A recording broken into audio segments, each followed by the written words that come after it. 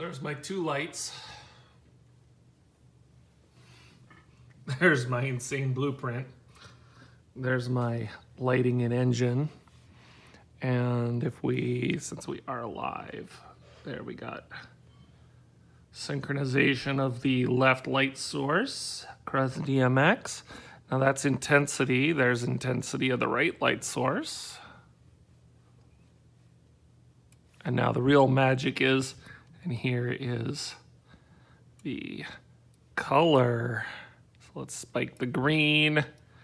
Go for something a little more like a kind of a warm cyan on the left. And then we'll go for something that's a little more spiked into the red, or let's go for a really strong yellow on the right.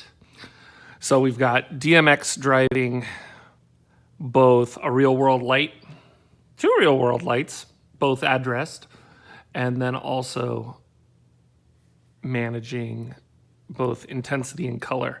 Now what's really wild here is that the intensity is actually mapped to the actual intensity in terms of foot candles of the actual light source.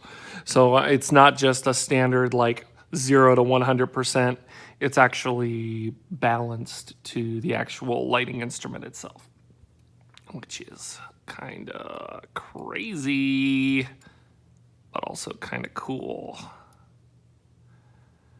So there you can see the blueprint updating across the live stream there with the little bits of red as it goes in there.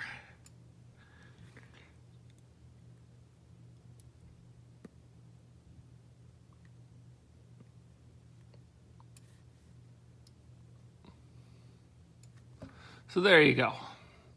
Unreal, DMX driving an Unreal light and driving an actual DMX light through Unreal in real time.